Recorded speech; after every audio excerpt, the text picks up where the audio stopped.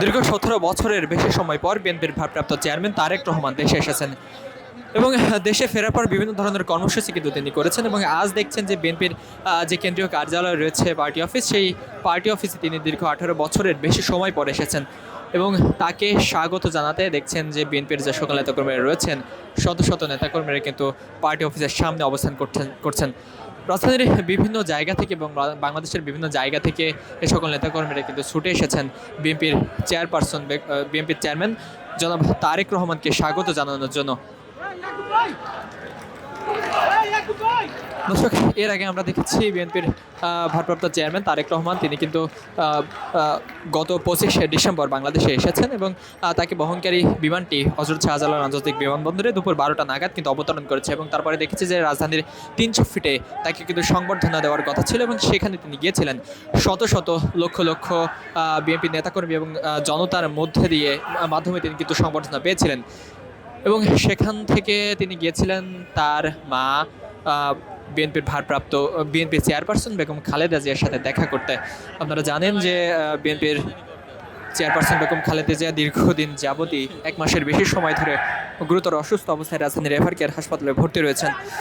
মূলত সেখানে তিনি গিয়েছিলেন এবং সেখান থেকে তার বাসভবনে তিনি গিয়েছিলেন। আমরা এরপরে দেখেছি যে কর্মসূচির দ্বিতীয় দিনে বিএনপির ভারপ্রাপ্ত চেয়ারম্যান তারেক রহমান তিনি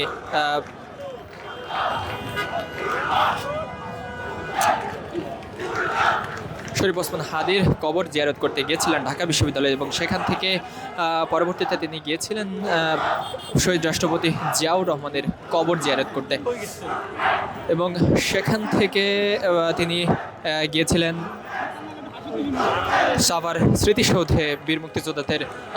যে সকল বীর মুক্তিযোদ্ধা শহীদ হয়েছে তাদের প্রতি শ্রদ্ধা জানাতে এবং পরবর্তীতে আমরা দেখেছি যে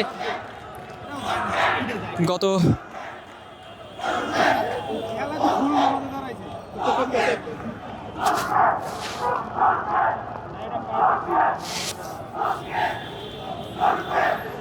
দর্শক দেখছেন যে এই মুহূর্তে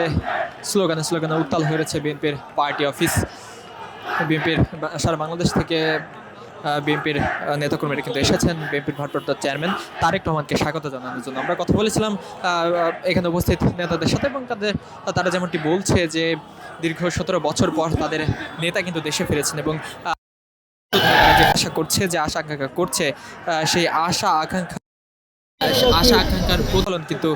খুব শীঘ্রই ঘটতে যাবে, এমনটাই কিন্তু প্রত্যাশা করছেন বিএনপির নেতাকর্মীরা।